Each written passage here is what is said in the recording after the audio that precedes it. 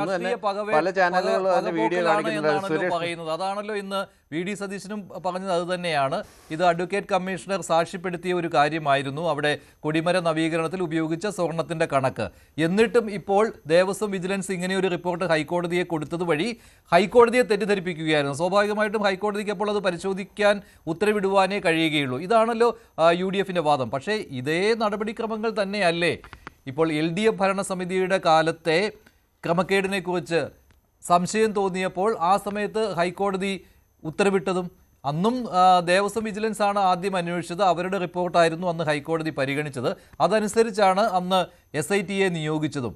അപ്പോൾ ഈ സമയത്ത് രാഷ്ട്രീയ വേട്ട എന്ന് പറയുന്നതിൽ എന്തർത്ഥമാണെന്ന് സ്വാഭാവികമായിട്ടും CPM ചോദിക്കുമല്ലോ.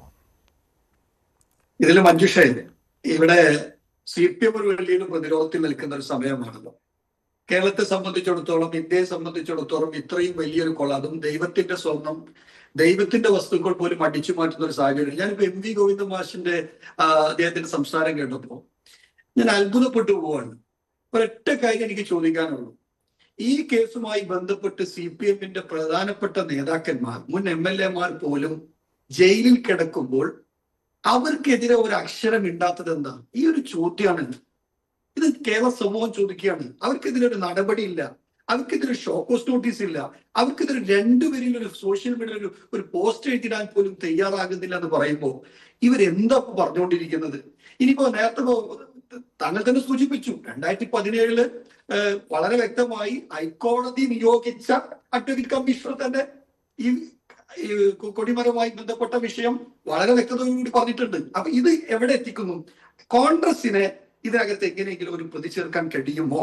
UDF ഭരണകാലത്തിലേക്ക് ഇതൊന്ന് ഡൈവേർട്ട് ചെയ്ത് കൊണ്ടുപോകാൻ പറ്റുമോ എന്നതാണ്. ആദ്യം ഇവർ ചെയ്ത പണി എന്താ? ഈ ശബരിമല സ്വർണ്ണക്കൊള്ളയുമായി ബന്ധപ്പെട്ട് സോണിയാഗാന്ധിയെ കണക്ട് ചെയ്യാൻ ആദ്യം തീരുമാനിച്ചു. ആദ്യം മുകളിൽ നിന്നാ തുടങ്ങിയത്. ശ്രീമതി സോണിയാഗാന്ധിയുടെ ഒരു ഫോട്ടോ കണ്ട് ആ ഫോട്ടോ പറഞ്ഞിട്ട് ഒരു മന്ത്രി നിയമസഭക്കകത്ത് പറയാണ് സോണിയാഗാന്ധിയുടെ വീട് റെയ്ഡ് ചെയ്യണം. ഫസ്റ്റ്.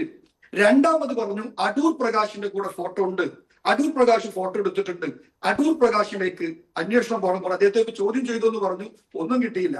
ഇപ്പോ അവിടെ അടുത്തത് അജയ് തറിലേക്ക് എത്തിയിരിക്കുകയാണ്. ഇവരെ സംബന്ധിച്ചിടത്തോളം, CPMനെ സംബന്ധിച്ചിടത്തോളം, നിങ്ങൾ ഈ വിഷയവുമായി ബന്ധപ്പെട്ട് ശബരിമല സ്വർണ്ണക്കൊള്ളയിൽ CPM, ഞാൻ 1000 വട്ടം ആവർത്തിച്ചു പറയുന്നു, സ്വർണം കട്ടവൻ ആരപ്പ, സഖാക്കളാണ് അയ്യപ്പ.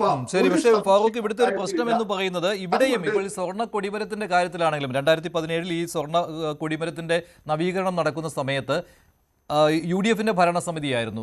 അവസാനം സ്വർണ്ണ കൊടിമരം ഈ ധ്വജപ്രതിഷ്ഠ നടന്ന സമയത്ത് അപ്പോൾ LDF സർക്കാരായിരുന്നുവെങ്കിലും നേരത്തെ നിയമിച്ച UDFിന്റെ ഭരണസമിതി തിരുവിതാംകൂർ ദേവസ്വം ബോർഡിൽ തുടരുകയായിരുന്നു. അപ്പോൾ അവരുടെ കാലത്താണ് ഈ സ്വർണ്ണ കൊടിമരത്തിന്റെ പണികൾ നടന്നത്. അതുകൊണ്ടാണ് അന്ന് സ്വർണം അപഹരിച്ച കാര്യത്തെക്കുറിച്ചുള്ള അന്വേഷണം വരുമ്പോൾ സ്വാഭാവികമായും UDFിന് നേരെ വിരൽ ചൂണ്ടപ്പെടുന്നത്.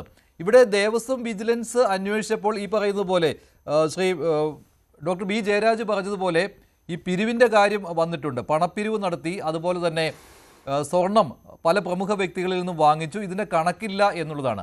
അപ്പോൾ സ്വാഭാവികമായിട്ടും അതേക്കുറിച്ച് അന്വേഷിക്കേണ്ടതല്ലേ? നേരത്തെ തുടക്കത്തിൽ നമ്മൾ പോകണം. സെപ്റ്റംബറിൽ ഈ ദ്വാരപാലക സ്വർണ്ണപ്പാളികൾ അതെന്തിന് ചെന്നൈയിലേക്ക് കൊണ്ടുപോയി എന്നുള്ള കാര്യമാണല്ലോ ആദ്യം അഡ്വക്കേറ്റ് കമ്മീഷണർ കോടതിയെ അറിയിച്ചത്. അതിൽ നിന്നാണ് ഈ തുടക്കമെല്ലാം ഉണ്ടായത്. അന്നതൊരു സംശയമായിരുന്നു. പിന്നീട് അത് വലിയൊരു സ്വർണ്ണക്കൊള്ളയുടെ വിവരങ്ങൾ പുറത്തു വന്നു. അതുപോലെ ഇതും അന്വേഷിക്കട്ടെ. അപ്പോഴേക്കും ഇത് V.D. സതീശിന്റെ യാത്ര കൊച്ചിയിലെത്തുമ്പോൾ അജയ് തറയിലിനെ ചോദ്യം ചെയ്യുവാനും അദ്ദേഹത്തെ അറസ്റ്റ് ചെയ്യുവാനും നീക്കം നടക്കുന്നു എന്ന് പറഞ്ഞ് ഇത്ര ബഹളം വെക്കേണ്ട കാര്യമുണ്ടോ? അല്ല, അവിടെ നമുക്ക് ചില സംശയങ്ങൾ വരികയാണ്.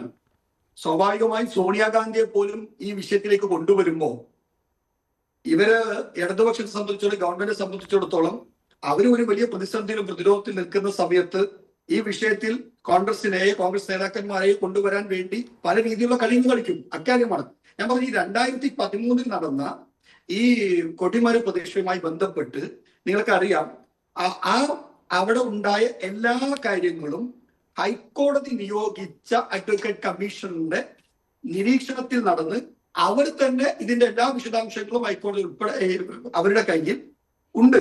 അപ്പൊ ഇത് അങ്ങനെയാണ് നടന്നിരിക്കുന്നത് എന്നുള്ളത് എല്ലാവർക്കും അറിയാമല്ലോ. അപ്പൊ ഇനി ഇതിനെ മറ്റൊരു രീതിയിലേക്ക് കൊണ്ടുപോകണം, അതാണ്. എന്നാൽ മുമ്പുണ്ടായ പ്രശ്നം എങ്ങനെയാണ്?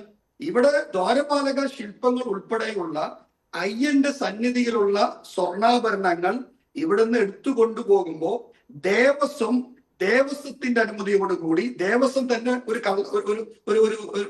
അവിടെ ഒരു ഇല്ലീഗൽ നടത്തി. കാരണം എന്താ, അവിടെ മൈസൂരിൽ എഴുതി വെച്ചത് ഇത് സ്വർണമല്ല, ഈ ദ്വാരപാലക ശില്പങ്ങൾ സ്വർണം കൊണ്ട് പൊതിഞ്ഞതില്ല, ഇതെല്ലാം ചെമ്പാണ് എന്ന് പറഞ്ഞുകൊണ്ടുള്ള ആദ്യത്തെ കള്ളത്തരം അവിടെ തന്നെ ഉണ്ടായി എന്നുള്ളത് നിങ്ങൾ മനസ്സിലാക്കണം.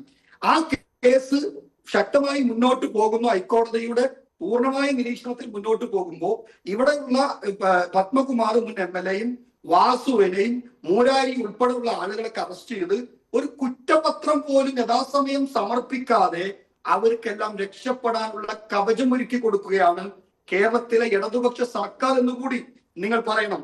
ഞാൻ ഒന്ന് ഇടപെടുകയാണ്. ശ്രീജിത്ത് പണിക്കർ, ഇവിടെ ഇതിനെ രണ്ടിനെയും രണ്ടായി കാണണോ? കാരണം ഇത് LDF-ന്റെ ഭരണസമിതി ഇരുന്ന കാലത്ത് ചെയ്ത പ്രവൃത്തികൾ. അതിൽ ഒരു കാര്യമുണ്ട്, ഹൈക്കോടതി നിയോഗിച്ച സ്പെഷ്യൽ കമ്മീഷണറെ അറിയിക്കാതെയാണ് ദ്വാരപാലക സ്വർണ്ണപ്പാളികൾ ചെന്നൈയിലേക്ക് കൊടുത്തുവിട്ടത്. അവിടെയാണല്ലോ തുടക്കം. ഇവിടെ വ്യത്യാസമുണ്ട്. 2017 ധ്വജപ്രതിഷ്ഠ നടന്ന സമയത്ത് അഡ്വക്കേറ്റ് കമ്മീഷണർ സന്നിഹിതനായിരുന്നു. അതുമാത്രമല്ല, അദ്ദേഹം സ്വർണത്തിന്റെ കണക്ക്, അത് എത്ര സ്വർണം കിട്ടിയിരുന്നു, എത്ര സ്വർണം അതിന് ഉപയോഗിച്ചു എന്നതിൻ്റെയും പണിക്കുറവ് ഉൾപ്പെടെ അദ്ദേഹം രേഖപ്പെടുത്തിയിട്ടുണ്ട്. ഇത് അദ്ദേഹം ഹൈക്കോടതിയിൽ അറിയിക്കുകയും ചെയ്തിട്ടുണ്ട്. അപ്പോൾ അഡ്വക്കേറ്റ് കമ്മീഷന്റെ കാര്യമാണെങ്കിൽ അത് ഈ സ്വർണ്ണ കൊടിമരം. കൂടുതൽ വാർത്തകൾക്ക് News 18 Keralam YouTube channel subscribe ചെയ്യുക.